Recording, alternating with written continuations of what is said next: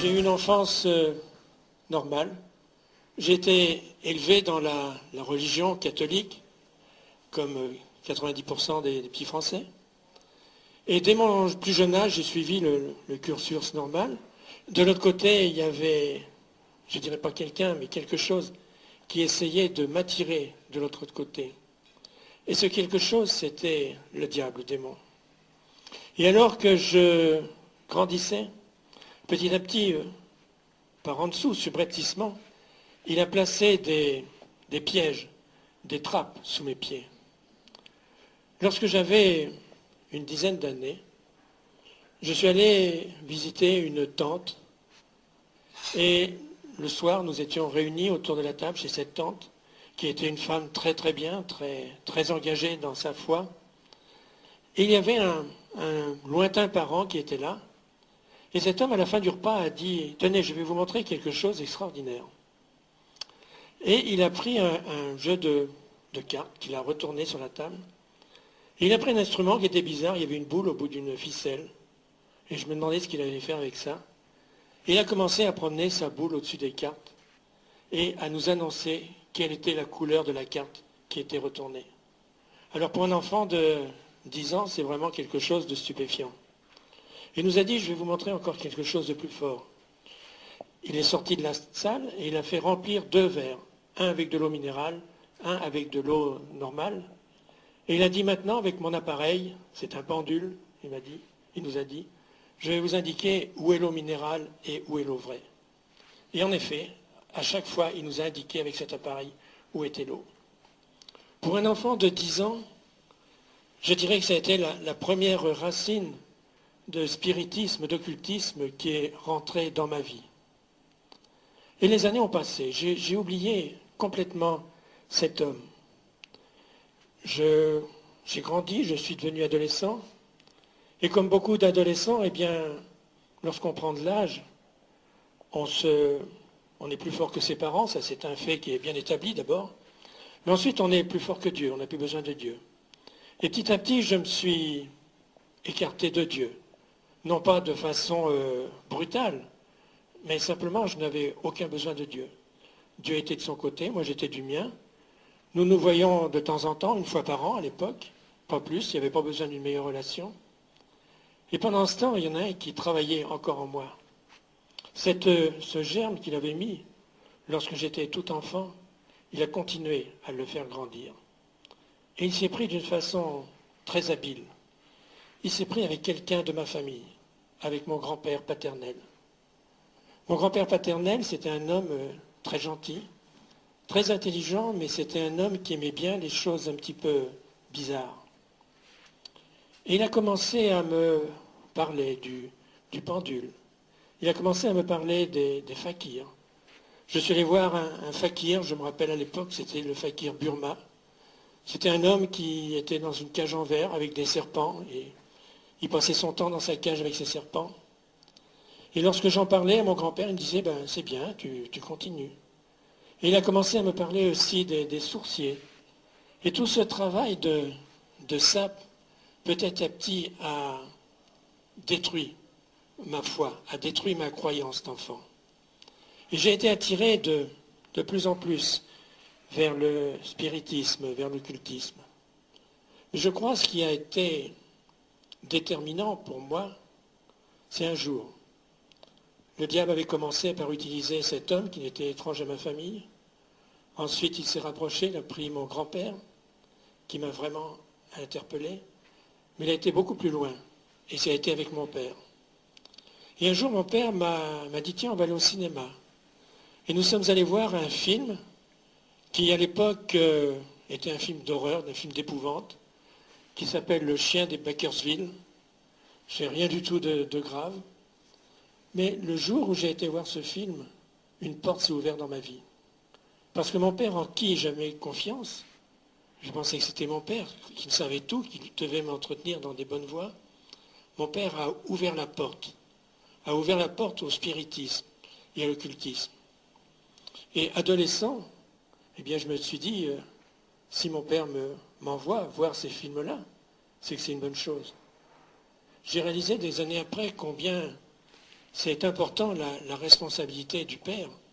Combien un enfant a les yeux fixés sur son père.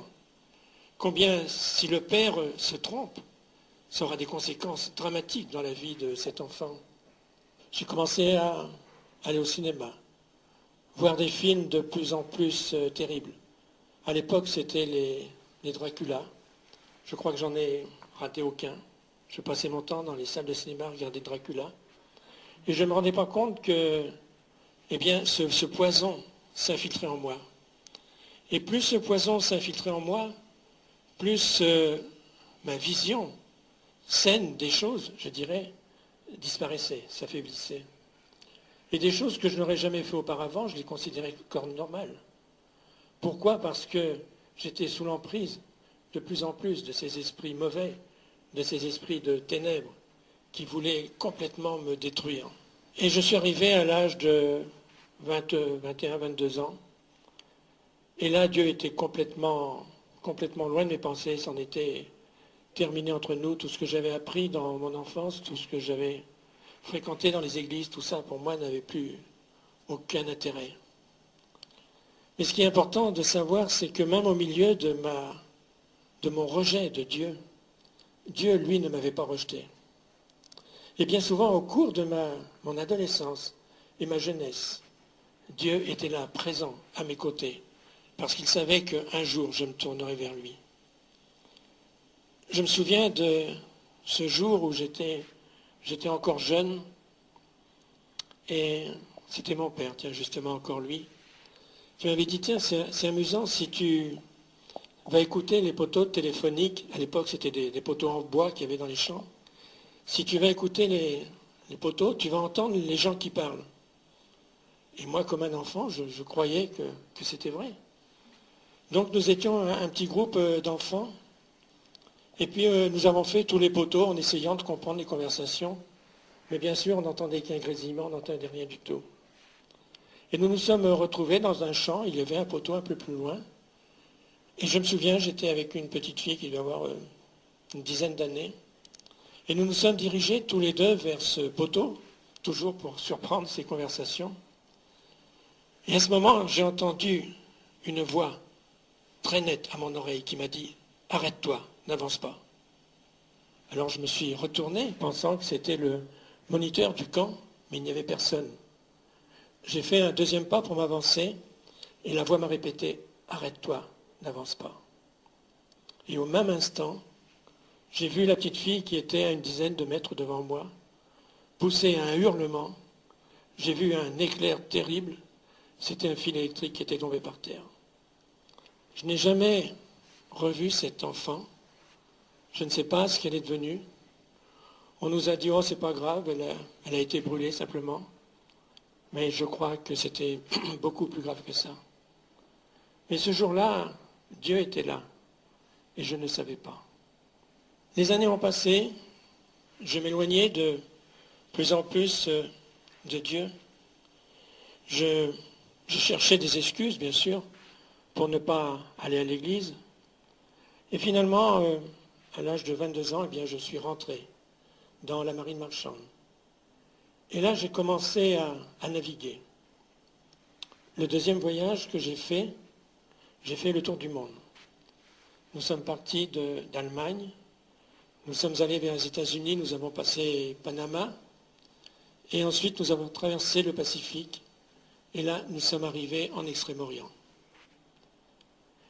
En moi, j'avais toujours cette soif de l'occultisme, du spiritisme. Et lorsque nous sommes arrivés en Extrême-Orient, là, je peux dire que cette soif a été comblée dans une certaine mesure. Je crois que j'ai dû visiter tous les temples hindouistes et bouddhistes qu'il y avait dans nos escales. À chaque fois, je trouvais du plaisir à visiter ces temples. Pourtant, si vous avez vu des images des temples hindouistes, ce sont des figures affreuses, des trucs épouvantables qu'il y a chez eux. Mais j'avais du plaisir à rentrer dans ces temples. Il y avait des images terribles et effrayantes, comme je vous dis. Et à chaque fois, ça me rappelait un spectacle que j'avais vu lorsque j'étais enfant. Parce que cette recherche de l'occultisme que je faisais, ce goût du morbide, m'attirait vraiment vers la mort. Et je me souviens que lorsque j'avais 13-14 ans, mes grands-parents habitaient à côté du cimetière et on procédait régulièrement à des exhumations de cercueils pour transférer les gens. Et j'allais assister, voir comment ça se passait. Et en particulier, une fois, ils ont ouvert un cercueil et j'ai vu des choses qu'un enfant ne devrait pas voir à l'intérieur.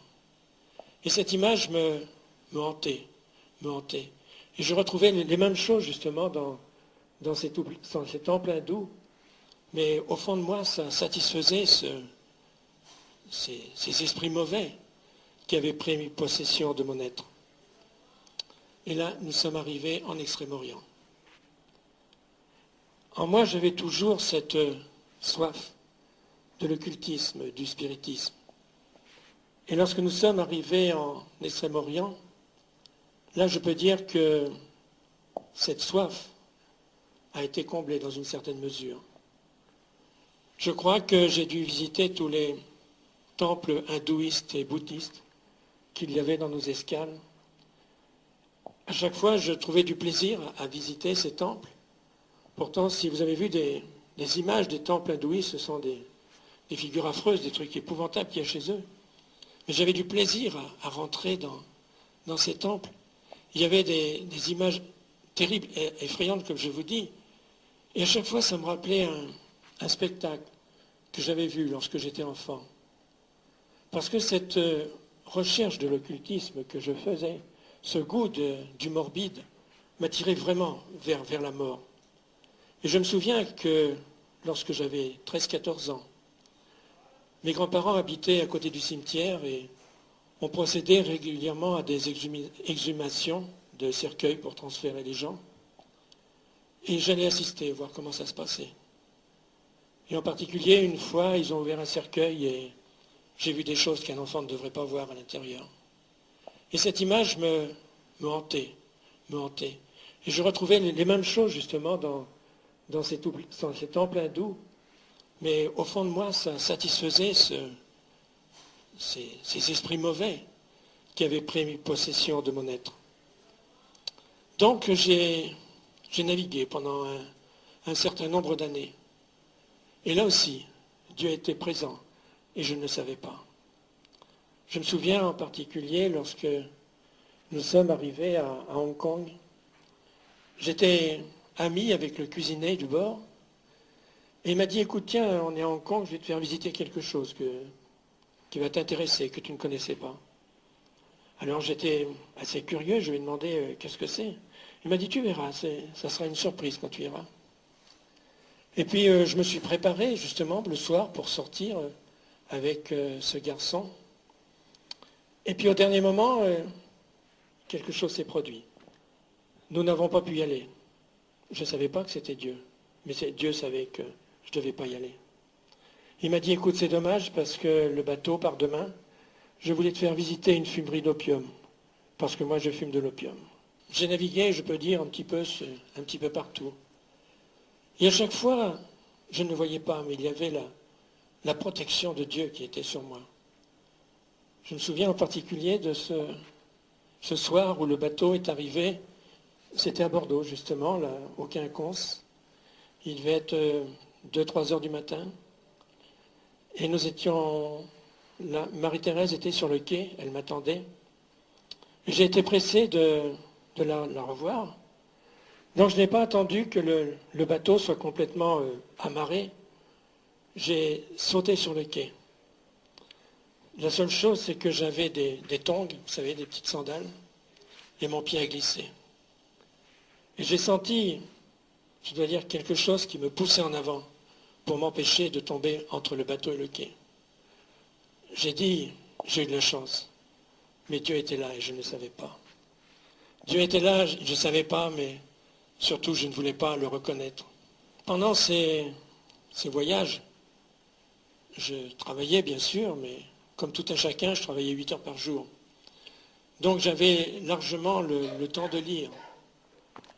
Et mes livres, eh bien, c'était des livres qui parlaient d'occultisme, qui parlaient de spiritisme. Et de plus en plus, je recherchais ce contact avec l'au-delà, de plus en plus fort. Vous savez, lorsque vous êtes en mer, vous n'avez plus de soucis, il n'y a pas grand-chose à penser. On a oublié complètement de ce qui se passe à terre, tous les problèmes politiques, tous les problèmes sociaux qui se passent à terre. On vit entre l'eau et le ciel, c'est tout. Donc on a le temps de penser à soi-même. Et je nourrissais pendant toutes ces années mon esprit avec ces choses-là. J'ai essayé beaucoup de choses. J'ai essayé beaucoup de choses. J'ai essayé le pendule, bien sûr. C'était le plus simple. Et je ne comprenais pas que chaque fois que je lui demandais de deviner les cartes, le pendule ne fonctionnait pas. Parce que Dieu était là. Alors je me suis dit, il y a sûrement quelque chose qui ne va pas, je vais acheter un autre pendule. Alors j'ai acheté des pendules en bois, en acier, en tous les métaux possibles, mais aucun pendule ne marchait. Alors j'ai dit, je vais essayer autre chose.